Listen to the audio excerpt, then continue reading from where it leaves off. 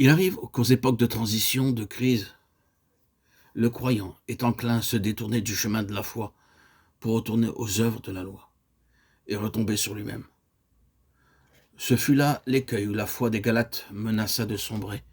Peut-être avaient-ils perdu la joie qui avait accompagné leur conversion. Peut-être n'avaient-ils pas compris toute la signification du calvaire. De sorte qu'ils se trouvaient dans un état de dépression favorable aux entreprises de ceux qui voulaient les ramener aux œuvres de la loi. L'apôtre Paul leur reproche de s'être détourné du calvaire et ses paroles nous prouvent qu'aussi longtemps que nous sommes ici-bas, notre unique sûreté, notre seule ancre de salut, c'est le sacrifice du Christ pour nous, en Golgotha.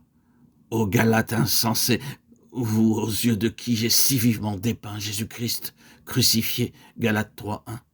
Qui vous a ensorcelé, s'écrie l'apôtre.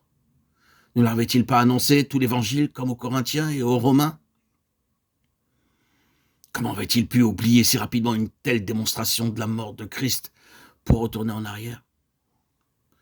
Qui a détourné vos regards du calvaire? Qui vous a fasciné, séduit? Galates 3:1-2.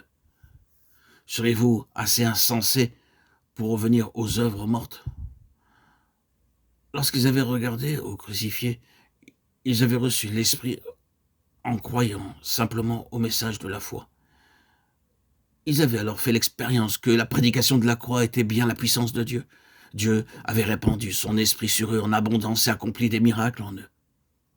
En réponse à la prédication de la foi, Galates 3:5, le Christ crucifié leur ayant été dépeint avec une telle puissance, comment se faisait-il qu'ils n'eussent pas compris la signification de sa mort? Avant que le chemin de la foi leur eût été révélé, ils étaient emprisonnés, sous la loi, Galates 3:23, parce qu'ils ne pouvaient pas accomplir la loi. Mais Christ les avait rachetés, avait été fait malédiction pour eux, de sorte qu'ils pouvaient, par un acte de foi, recevoir le Saint-Esprit, Galates 3:13-14, et par sa puissance en eux, marcher en nouveauté de vie.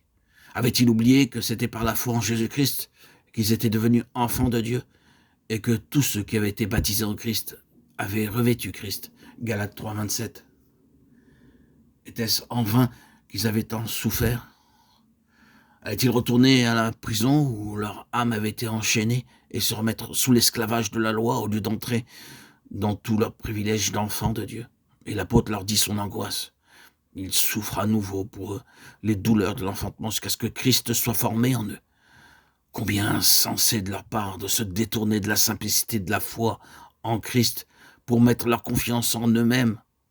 Et derrière les instruments, les hommes dont il se sert, Paul discerne à l'œuvre le grand ennemi des âmes qui cherche incessamment à prendre dans ses filets les enfants de Dieu et à les éloigner du calvaire, œuvre néfaste à laquelle il travaille sans relâche pour séparer les rachetés de leur sauveur.